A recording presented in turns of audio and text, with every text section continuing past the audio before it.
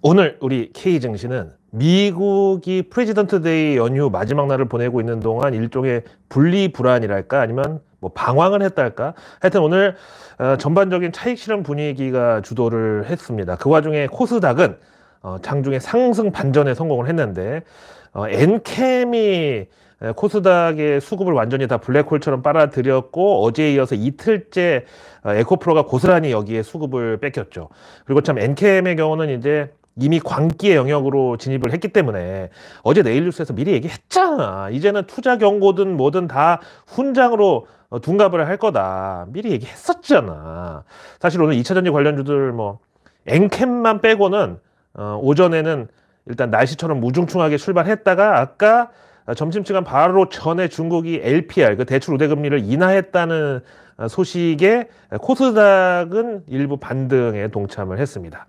그 다음에 이제 코스피에서 금양의 경우는 여기 뭐 2차 전지의 어떤 대표성을 갖는다기보다는 실적이 적자 전환했는데 작년에 이거는 뭐 어차피 다 각오를 했던 거라 금양 그 주가 자체도 오늘 오전에 한 2시간 동안 매물 다 소화하고 바로 이제 상승 반전에 또 나서면서 악재로서의 영향력을 오늘은 일단 극복을 했고 대신에 이제 개장 초에 우리 K 배터리들 2차 전지 소재주들까지 전방위적인 매물이 쏟아졌던 또 다른 이유가 하나 있었습니다.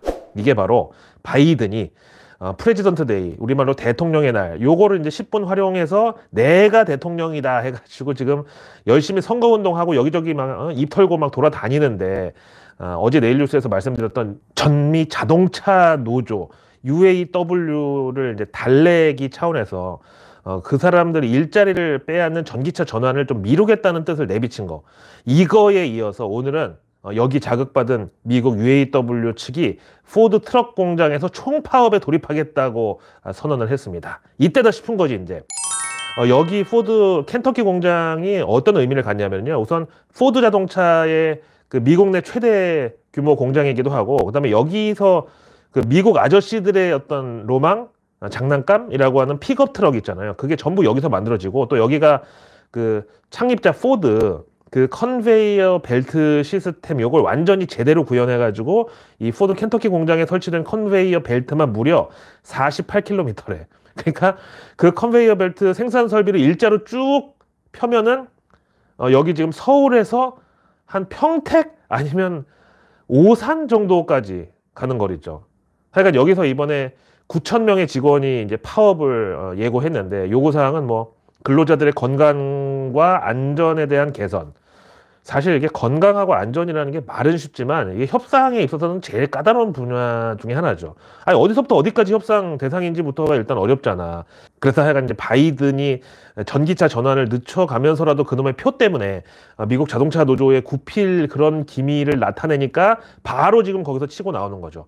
그런데 이 포드 켄터키 공장이 하필 또 우리 SK온하고 포드 합작해가지고 배터리 공장 만드는 바로 그 지역이란 말이야. 그럼 이제 UAW, 그 전미 자동차 노조에서 야, 드디어 바이든이 우리한테 저자세로 굴복을 하는 것 같다. 바로 여기서 청구서 내밀자. 그래야만 다음 대통령으로 혹시 트럼프가 오던 하여튼 바이든이 계속 하든 이번 기회는 일단 잡고 가야 된다. 최대한 우리 요구를 관철시키자. 지금 이제 딱 그 타이밍이다. 이런 식으로 만약에 나오면은 그럼 포드가 저러는데 GM은 그럼 가만히 있겠냐. 그럼 또 이제 GM하고 제휴한 LG화학 여기는 또 어떻게 되는 거냐 이거죠. 그리고 오늘 또 현대차 급락한 것도 이거랑 또 하나의 원투펀치 때문인데 요것도 이제 일조를 했고, 근데 요거는 잽이면은 스트레이트 한 방이 있는데 이거는 조금 이따 설명드릴게요. 하여간 이게 이제 중국 관련 이슈라는 것만 우선 언급을 하고 넘어갈게요. 일단 오늘 새벽에 미국 프레지던트 데이로 3일간 연휴에 이제 마지막 저녁을 보내고 있던 가운데 세계 최대 네트워크 장비 회사 겸 요즘은 사이버 보안 기업으로도 이름을 날리고 있는 시스코 시스템즈가 4,000명의 감원을 발표했습니다. 이 시스코 시스템즈는 뭐 당장 한국 지사도 있고 뭐 하여튼 전 세계의 지사가 있는데 여기가 최근 엔비디아랑 제휴해가지고 데이터 센터 AI를 적극 활용을 해왔는데 이번에 전체 직원의 5%에 해당하는 4,000명을 자른다고 이렇게 발표를 한 거는 이제 인공지능 AI가 본격적으로 이제 사람의 일자리를 대체하는 과정이라고도 볼 수 있고요. 근데 제가 늘 말씀드리지만 미국도 비정규직 계약직 알바 이런 포지션이 워낙 많기 때문에 정직원 4,000명 해고면은 비정규직은 뭐 최소 2배 이상 이제 날아간 거야. 근데 오늘 또 마침 같은 날에 똑같은 4,000명이라는 수치가 다른 데서 또 나왔는데 그게 하필 또 중국 기업이야. 바로 샤오펑 모터스. 여기서는 4,000명을 해고가 아니라 추가 신규 고용을 할 예정이라고 미국 언론에서 보도가 나왔는데요. 아시다시피 이 샤오펑은 비아디, 니오 이런 데랑 함께 중국 전기차 제조사 탑3 중에 하나고요. 별명이 이제 대륙의 테슬라라고 해서 여기가 이제 자율주행을 비롯한 소프트웨어 기술에 있어서는 다른 중국 전기차 회사들에 비해서 확실히 앞서 있습니다. 이제 그 배경에는 설립 당시부터 알리바바가 최대 주주로 참여를 했고 또 그 이후에 대만 폭스콘도 여기 투자했고요. 그러다 작년에는 독일 폭스바겐이 지분 5%를 무려 7억 달러, 우리 돈으로 1조 가까이 주고 인수를 한다고 발표해가지고 또 화제가 됐었고, 사실 알리바바랑 폭스콘까지는 뭐 그러려니 했는데 자동차 강국 독일이 이 샤오펑에 그것도 1조를 투자한다는 소식은 정말 이 샤오펑을 뭔가 클래스가 다르게끔 보이게 하는 그런 이벤트였다고 자동차 업계에서 이제 평가를 했죠. 거기다 이 샤오펑이 창립자 이름이 인허 샤오펑인데 이 사람하고 또 이제 초기 투자자의 샤오미 창립자 레인 쭈인 이 사람도 이제 참여를 했는데 둘 다 시진핑 라인의 사람들이라는 소문이 또 있어요. 한마디로 이제 중국 공산당이 밀어주는 전기차 회사라는 뜻이죠. 거기다가 이제 이 대륙의 테슬라라는 별명이 붙은 거는 자율주행 그 기술에 있어서 이미 그 레벨 3를 넘어선 레벨 4와 레벨 3의 중간이니까 이제 우리가 흔히 하는 표현으로 0.5? 그래서 3.5 단계까지 기술이 왔는데 일단 사람이 운전석에 타기는 타야 돼. 그 다음에 이제 시동을 건 다음에 바로 목적지만 설정을 하면은 자동차가 지 혼자 거기까지 이제 가는데 뭐 내비로 가장 빠른 길 골라 타고 실시간으로 경로 맞추고 그러다가 이제 뭐 고가 올라탔다 지하차도 내려갔다가 뭐 스쿨존에서는 알아서 속도 줄이고 뭐 그러다가 사거리에서 이제 막 그 차 막히면 꼬리 물기 일어나지 않게 미리 신호 예측도 하고 막 그렇게 해가지고 목적지에 이제 도착을 하잖아. 그 다음 이제 주차장에 빈자리 찾아가지고 주차까지 깔끔하게 마무리하는 거기까지가 레벨 3.5인데 이미 그 기술이 완성되어 있다고 공개를 했어요. 그럼 이제 남은 거는 자율주행 레벨 4. 이거는 운전자의 개입이 전혀 필요 없는 상태. 그럼 이제 이게 바로 로보택시지. 차가 어디든지 지 혼자 돌아다니는 그런 것만 지금 남은 거죠. 그래서 뭐 테슬라하고 자율주행 기술에 있어서는 거의 이제 삐까삐까하다는 평가입니다. 뭐 그러면 이제 샤오펑이 이렇게 자율주행 기술에 있어서 테슬라하고 맞먹는 이런 기술력을 가지게 된 비결이 뭐냐? 이거는 뭐 우리 구독자님들께서도 대충 이제 눈치를 채셨겠지만 테슬라에서 그 FSD, Full Self Driving, 그 자율주행 개발하던 그 엔지니어를 샤오펑에서 데려다가 자기네 자율주행 프로젝트 엑스파일럿의 책임자로 앉혔기 때문이다 이거죠. 그래서 이제 테슬라에서 빡쳐가지고 지적재산권 침해 소송 제기했는데 샤오펑이 정식 재판에 가기 전에 합의금 왕창 주고 끝냈다고 합니다. 그까지 돈 뭐 벌면 되지 이러고. 하여튼 그 샤오펑은 이번에 4,000명을 추가 채용한다고. 그래서 그 사람들 도대체 어디에 쓰려고 그러는지 봤더니 AI 인공지능 기술 개발에 적극 활용한다는 계획이고요. 그래서 앞으로 3년간 30개 차종의 신차를 발표할 예정이고 최근에 이제 중국 내수든 뭐 해외든 하여간 전기차 시장 경쟁이 워낙 치열해지다 보니까 샤오펑 입장에서는 야 이걸 자율주행 인공지능으로 승부를 보겠다. 여기는 이제 당연히 자율주행 뭐 소프트웨어도 있겠지만 이제 테슬라의 그 기가팩토리 그 로봇 무인 설비처럼 이제 거기다가도 이제 투자를 하는 건데 로봇이 일단 차를 만들면 중간에 화장실도 안 가고 중간에 유튜브도 안 보고 또 매년 연봉 협상 때마다 골머리 안 썩어도 되니까 그런 쪽도 이제 다 포함이래요. 하여튼 앞에서 이제 독일 폭스바겐이 샤오펑 지분을 1조씩이나 들여서 인수했다는 거. 게다가 독일 국민차잖아, 폭스바겐이. 근데 폭스바겐 그 역사와 전통으로 봤을 때 중국 전기차는 그냥 장난감에 불과한데 거기다 1조를 갖다가 쐈다는 거는 이제 양사 간에 좀 이면적인 그런 합의가 맞아 떨어진 거지. 그러니까 샤오펑 입장에서는 유럽 시장에 폭스바겐 형님 소개로 왔습니다 이러고 무혈 입성을 해보겠다는 이제 전략에 서로 동의한 거야. 왜 그런 거 있잖아요. 우리도 뭐 아무리 진입 장벽이 높은 시장이나 조직이나 하여간 거기도 이제 누구든지 인정할 수밖에 없는 좀 사람이 있을 거 아니야. 그럼 그 사람 이름 대면서 아, 그 형님이 보내서 왔습니다. 이러면 이거 뭐 그쪽에서도 별 저항 없이 이제 받아줄 수밖에 없는 거죠. 아니면 뭐 그 범죄와에 나왔던 그 최익현 씨처럼 아, 우리 집안 사람이다. 이런 거. 이게 바로 이제 샤오펑에게 폭스바겐의 어떤 존재의 이유죠.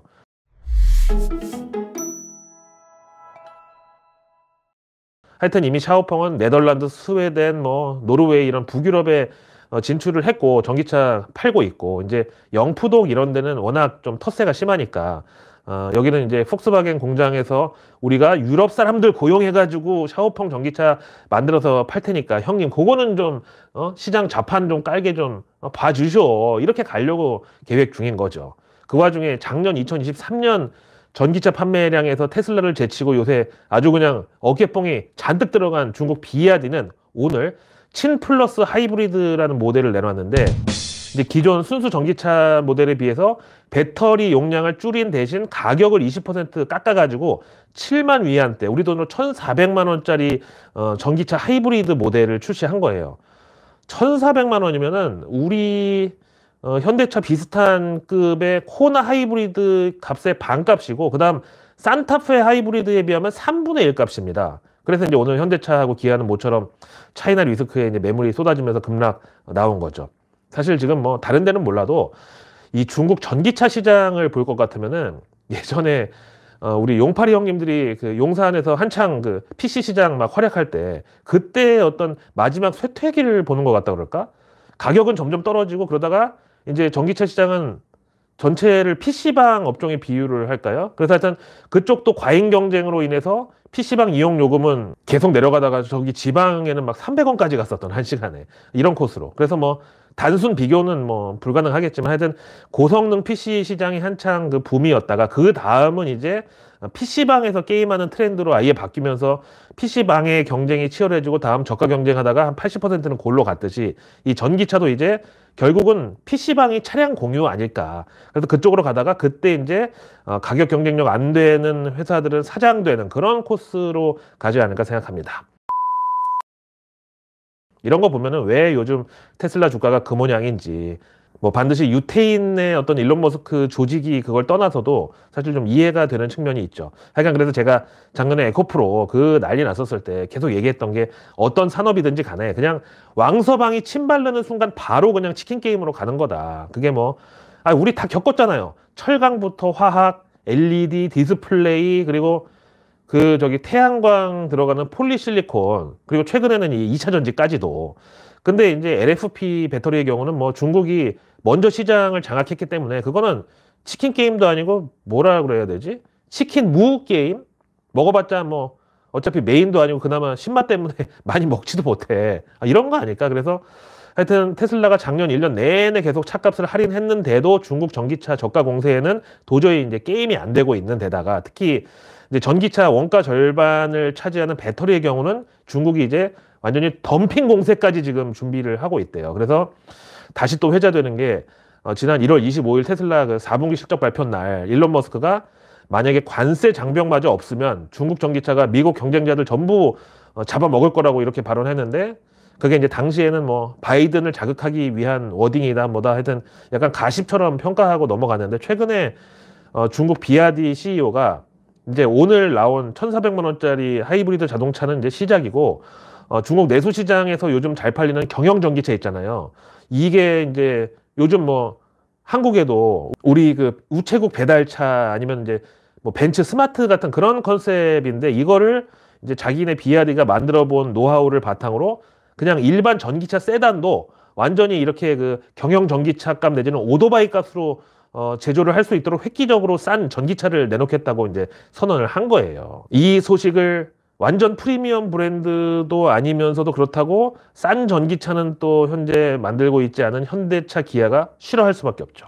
그래서 보니까 이제 포드도 작년에 그 왕창 손실난 그쪽이 이제 그 픽업 트럭 F-150 전기 모델 그 라이트닝 있잖아요. 근데 이제 그런 정도의 컨셉은 이제 좀 포기하다시피 하고 아예 그냥 전기차는 컴팩트 모델에 집중을 한다는 계획이 지금 나오고 있고, 그다음에 독일 메르세데스 벤츠도 앞에 그 스마트 그 모델 컨셉을 포함해가지고 전기차만큼은 저가형 모델에 더 공을 들일 것이다, 이런 내부 소식이 또 있어요. 그러니까 앞에 제가 중국 치킨 게임에 한번 걸려들면은 아주 그냥 왕서방한테 다 털리고 끝난다고 말씀드렸는데, 그래서 철강, 화학, 디스플레이, LED, 폴리실리콘 관련주들 장기 차트를 한번 보세요. 화학은 사실 요즘 2차 전지 쪽으로 집중을 하면서 그나마 이제 돈을 벌고 있는데, 이게 기존 화학 분야에서 워낙 중국에 자꾸 밀리다 보니까 궁여지책으로 배터리 사업, 2차 전지 소재 산업 진출한 게 마침 시류에 맞아 떨어져 가지고 다행히 여기서 성과가 나오고 있어서 이제 살아난 거고, 나머지는 싹 다 골로 갔잖아요, 솔직히. OCI 같은 거 봐봐. 어쨌든 그래서 이제 K 증시에서는 뭐 구씨, 허씨 들어가는 회사 주식 피해라. 그다음에 롯데, 신씨, SK, 최씨, 카카오, 카씨. 아, 카카오는 김씨구나. 아, 근데 김씨는 너무 많은데. 하여튼 그래서 걸러야 될 것도 많은 K 증시지만, 여기다가 왕서방의 어떤 손길이 묻은 거, 왕서방 손 탄 것도 무조건 또 피해야 된다. 그래서 제품 가격이 점점 하락하는 업종이나 종목에 돈 박았다가는 결국 다 녹는다. 이런 논리로 보면, 그럼 반대로 인플레이션까지 제품 가격에 완벽하게 전가를 하면서 계속 제품 가격이 올라가는 산업은 뭐가 있을까요? 아니, 그렇죠. 명품하고 가상화폐, 그 다음에 귀금속, 이런 데가 당연히 수익률이 높을 수밖에 없죠.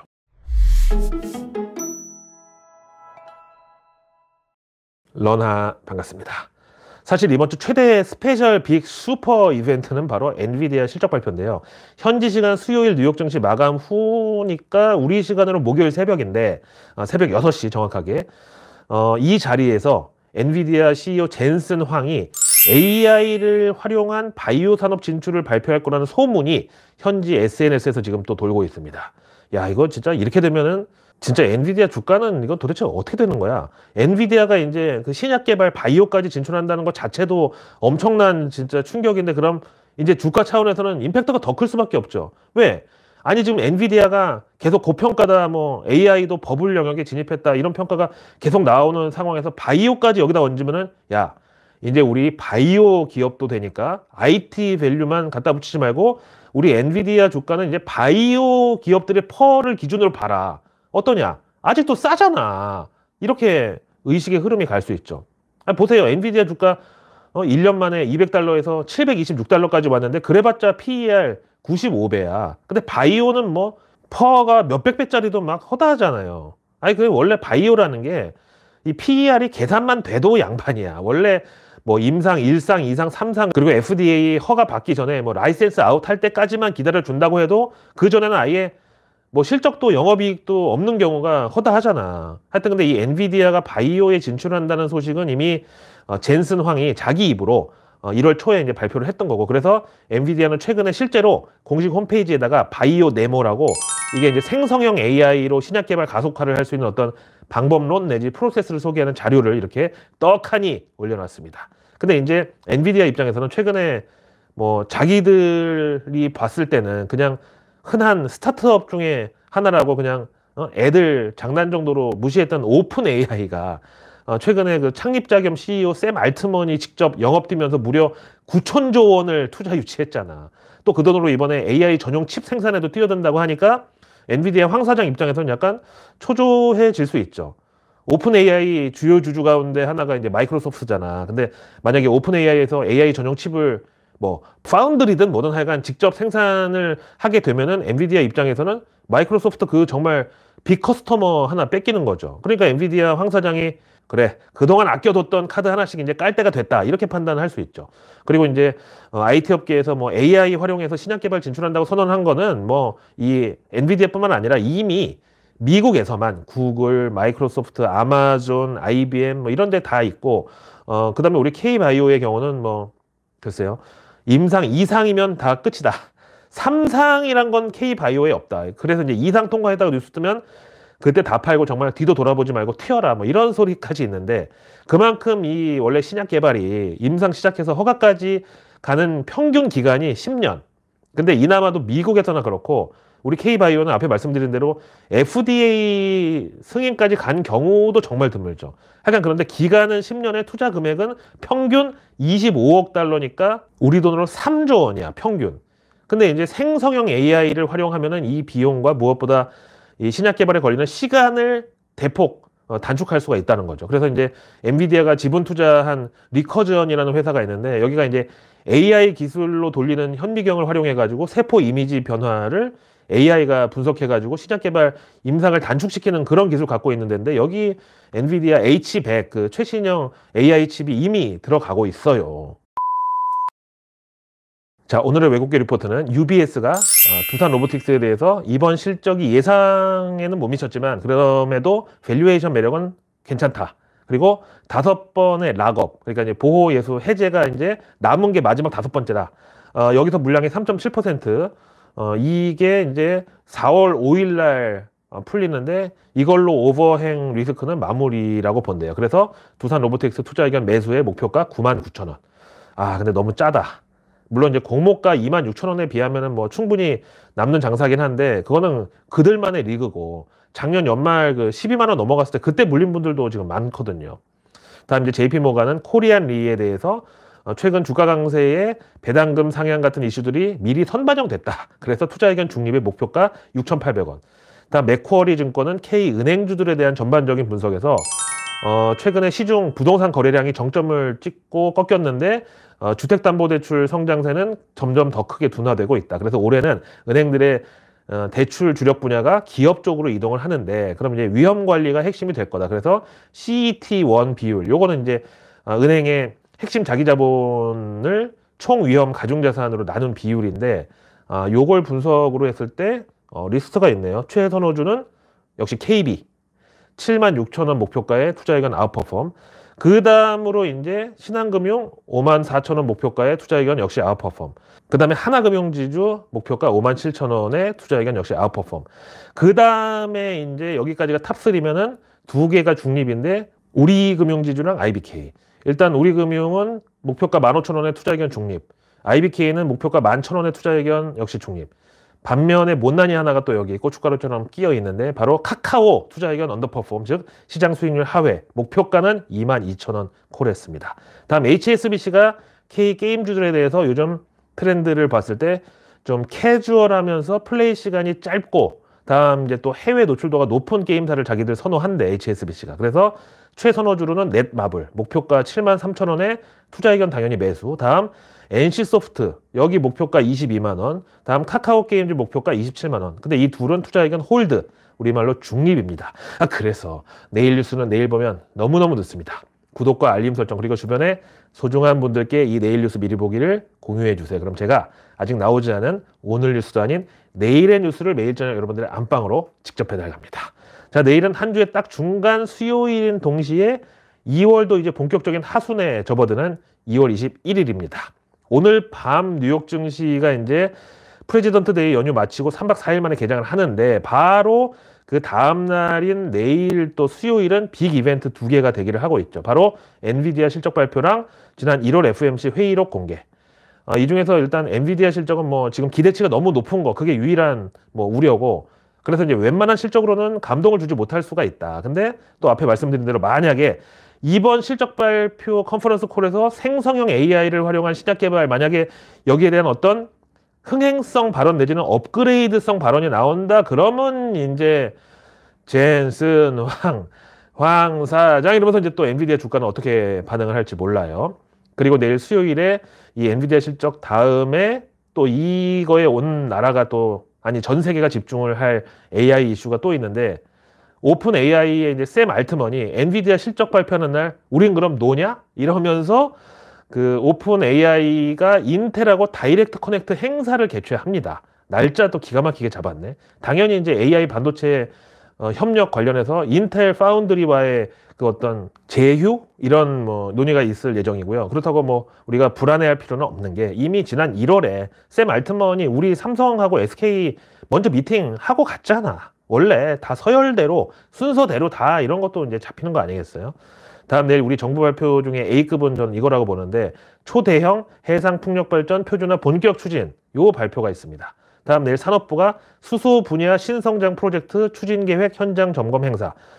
둘 다 요거 뉴스플로우에 타기 좋고 또 제목에 증시 테마가 있죠. 다음 내일 과기부는 미디어 문화 현장의 AI 일상화 선도 위해 공개 간담회 요걸 개최하는데, 이거는 이제 뭐 아프리카 TV 같은 그런 뭐 미디어 관련주들도 있겠지만 만약에 이쪽에도 AI가 대중화되면 또 이제 파일을 반대로 뺏길 가능성도 있죠. 이제 보세요. 분명히 이제 AI 아니면 홀로그램 BJ 이런 거 나온다고. 그럼 이제 사람의 경우는 이제 뭐 노출이나 이런 거에 대해서 이제 별풍선 쏘는 이제 팬들의 요구에 대해서 이제 적당히 커트를 하는데 AI는 그냥 훌러덩 막 소양인이래 AI가 몸에 열이 많아가지고. 다음 내일 우리 정부가 지난 3분기 기준 임금 근로 일자리 동향을 공개하는데 아무래도 이제 여기에 들어있을 테마는 주 4일 근무 내지는 재택근무 이쪽이 주목을 받겠고 다음 내일 1월 한국 생산자 물가지수 KPPI가 나오는데 아무래도 이제 식료품 인플레이션 이쪽이 또 주목이 될 것으로 다음 내일 1월 국내 자동차 산업 동향도 역시 나오는데 이 중에서 과연 전기차 수요 다시 회복이 됐는지 이게 핵심이고 뭐 작년 12월인가 올해 1월인가 하여튼 테슬라 딱 한 대 팔렸다고 뉴스에 나왔었죠. 그리고 이제 내일 2월 기업 경기 실사지수 BSI랑 경제심리지수 ESI 같이 나오고요. 다음 내일 기재부랑 한국개발연구원 KDI가 공동으로 국민연금 구조개혁 방안을 공개합니다. 뭐 사실 K증시 밸류업 프로그램도 결국 이제 국민연금 입장에서는 무조건 주가만 오르고 평가 금액만 오른다고 되는 게 아니라 차익 실현 해가지고 그러니까 팔아서 돈 챙겨야 사람들 이제 국민연금 내줄 거 아니야. 그럼 지금 역학관계가 또 복잡해지는 거죠. 이어서 내일 수요일 증시 일정은 내일부터 3일 동안 오상 헬스케어가 수요 예측에 들어갑니다. 여기 원래 그 인포피아라고 그 당뇨를 비롯해서 하여간 휴대용 혈액 진단 장비 제조사인데 코스닥에서 상장 폐지됐다가 이번에 이제 재상장 들어가는 거고요. 다음 내일 한화오션하고 원익 IPS가 실적 발표 그리고 내일 미국 증시는 앞에 엔비디아 실적 발표가 수요일 뉴욕 증시 마감 이후니까 우리 시간으로는 목요일 새벽 6시 또 여기다가 내일 수요일 미국의 전기 트럭 제조사 리비안 그리고 전기차와 어떤 미래차의 그 중간 어딘가 정도에 있다는 그래서 어중간하다는 평가도 있는 루시드 모터스 4분기 실적도 내일 공개됩니다. 사실 전기차 대장주 테슬라 실적도 급고라지였는데 여기 리비안하고 루시드는 어땠을지 솔직히 좀 걱정이 되긴 합니다. 자, 오늘 하루도 고생 많으셨고요. 저는 내일의 내일 뉴스를 또 들고 다시 찾아뵙겠습니다. 고맙습니다.